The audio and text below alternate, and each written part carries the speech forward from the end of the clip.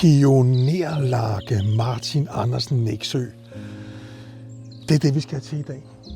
Den ligger herinde et eller andet sted, og det er blevet efterladt de sidste 40 år. Der har det ligget og forfaldet.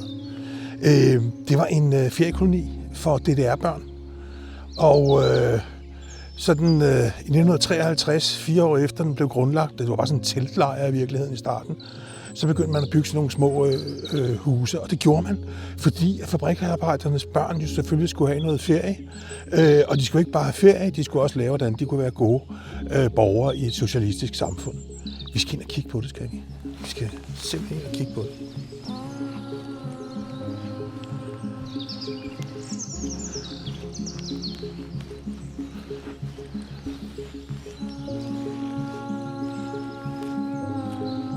Ja, se det heroppe mellem træerne.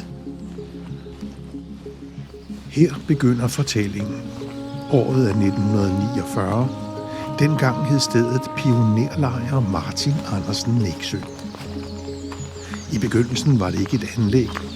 Det var en idé i en skov, en sommerplads, midlertidige rammer, et sted, der kunne pakkes ned og bygges op igen.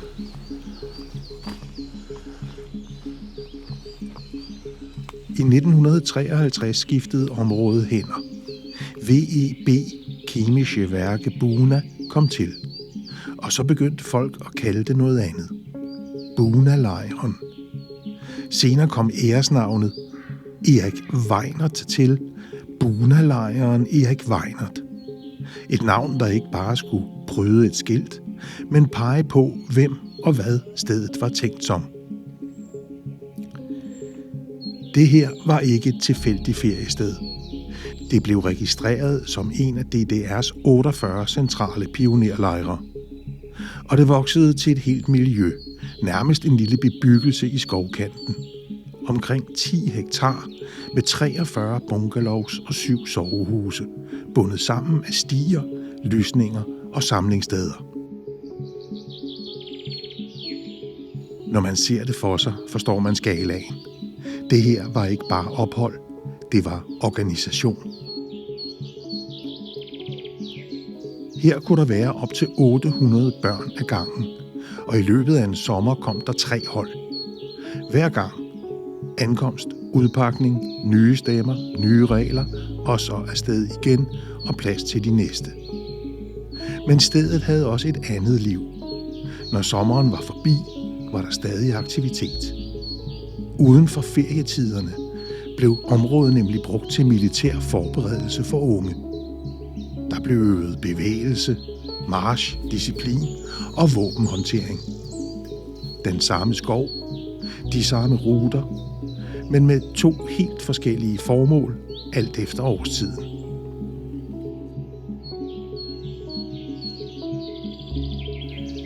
Der er steder, der ikke fortæller én stor historie. De fortæller i stumper. Som om tiden har været her med en langsom hånd og løsnet det hele lidt efter lidt. Det, der er tilbage, er ikke en forklaring. Det er et tegn. Og du skal selv samle dem. En eltavle uden front, som et åbent panel af nerver og ledninger. Små glasskår, der giver lyd, når man passerer. Stofrester, der engang hang i et vindue, nu under fødderne, og en lampefatning, der bare hænger. Som om nogen forlod rummet midt i en sætning. Man får ikke svar her. Man får spor. Og spor kan være mere urolige end svar.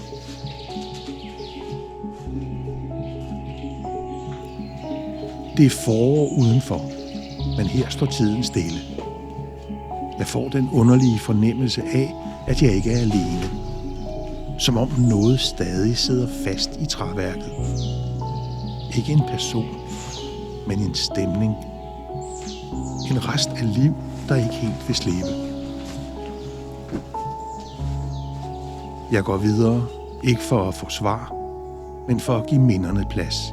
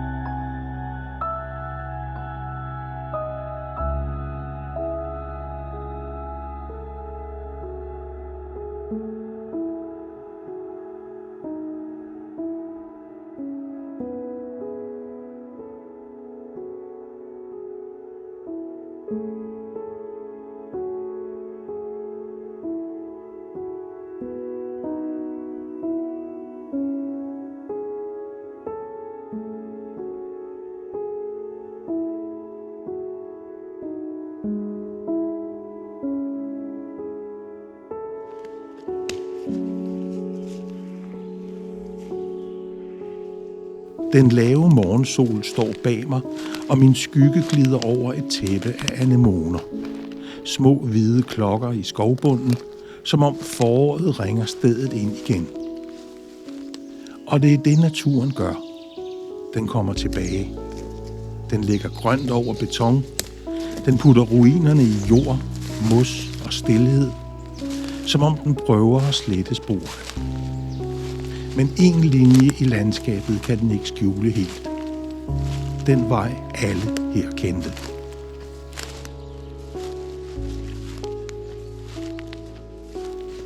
Op ad skråningen til kantinen. Opstigningen fik et navn, der blev hængende. Hungertrappen. 110 trin. Den stejle vej op til maden, eller en kop te, hvis man var tørstig. En rutine, der trak dig op igen og igen, indtil kroppen lærte den uden at spørge. Forestil dig det som barn. Solen højt, benene er allerede brugt, og så den her stigning 3 gange om dagen, dag efter dag. Ikke dramatisk, bare sådan dagen var. I dag er trinene porøse, gelænderet brudt, og skoven er i gang med at lukke det hele ned.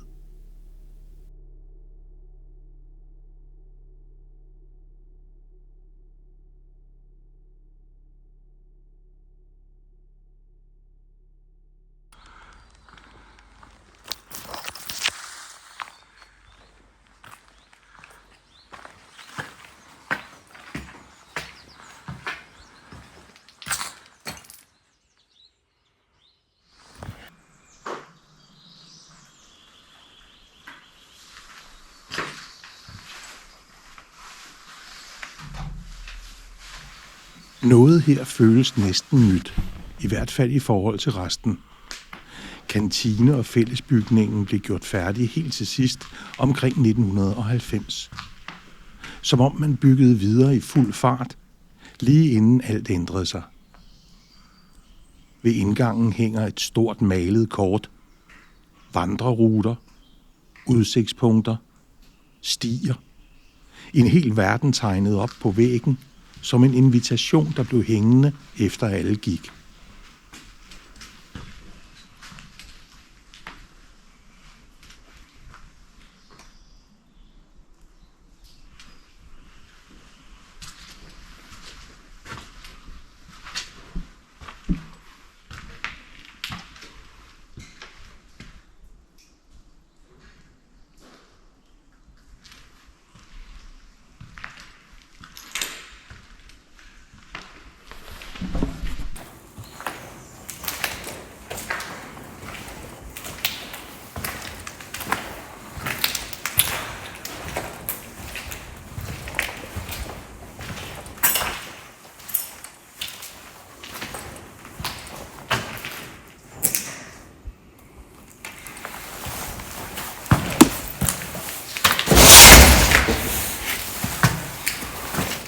Køkkenområdet. Ikke maskiner, bare flader, borer, vaske, kakler. En arbejdsplads uden arbejde. Og alligevel er det ikke størrelsen, der rammer mig mest. Det er væggen med kakler. Klistermærker. Små budskaber. Små protester. Små grin. Et om stoffer. Et mod rygning. Et om morgenmadsradio, en lyd fra en svunden tid. Og så Alf, amerikansk tv trukket ind i et rum, der engang var en del af et helt andet system. Det er her, man mærker menneskene. I de små tegn, de efterlod.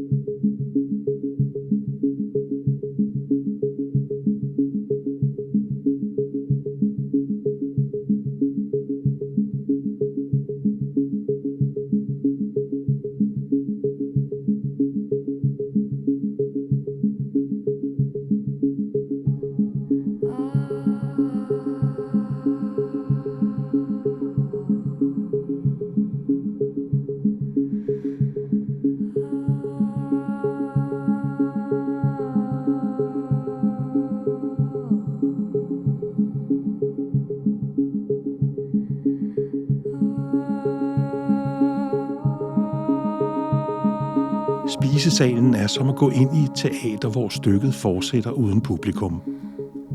Loftet hænger i kassetter, felter, der har givet op.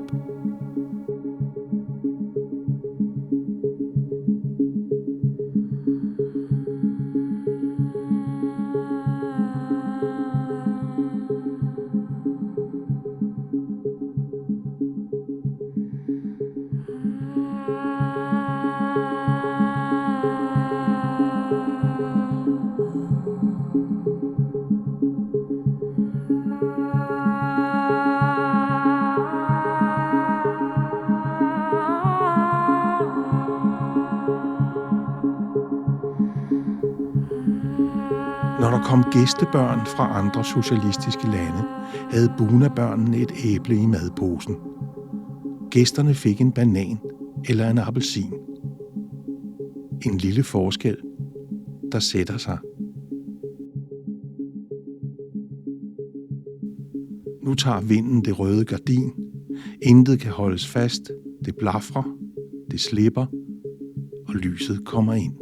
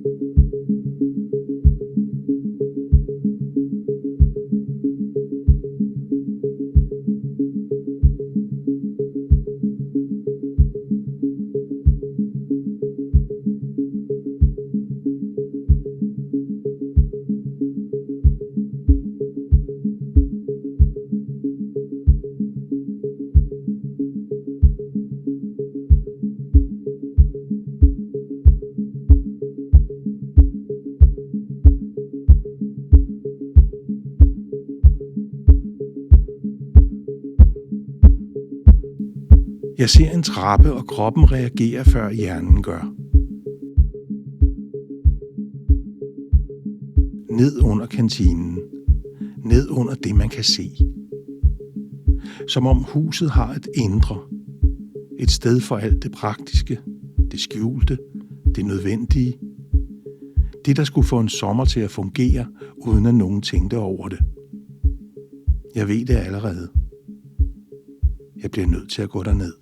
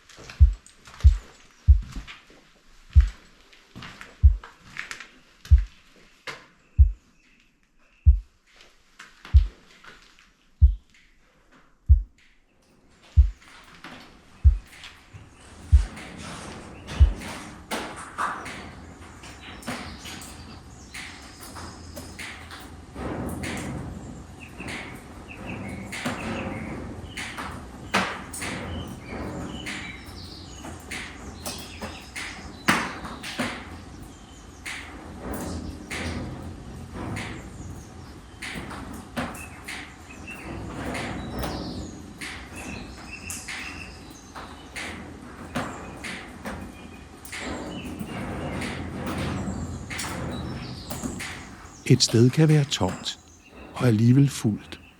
Fuldt af det, der har været. Hernede kan man høre afslutninger. og man kan ane begyndelser. Så nu, væk fra mørket, tilbage mod dagen, mod lyset. I was done growing up, had enough of chasing down the sun, but suddenly I can see everything evergreen. I won't pretend I ever found my way. I've made my healthy share of fair mistakes, still learning to give and the take. But I'm seeing everything through brand new eyes, taking in the world through different light. Thought I wasted all my life, but I think I changed my mind. Yeah, I think I changed my mind. I was done growing up, had enough of chasing down the sun, but suddenly I can see everything evergreen. I won't profess I've got it figured out. I know I'm only getting started now, still learning the ups and the downs. But I'm seeing everything through brand new eyes, taking in the world through different light. Thought I wasted all my life, but I think I changed my mind.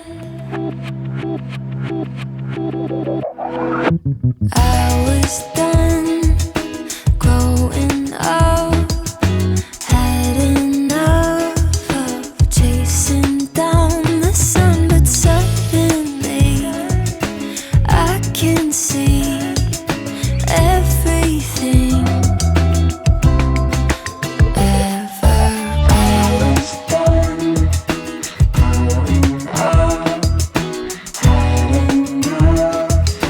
Chasing down the sun, but suddenly I can see everything evergreen.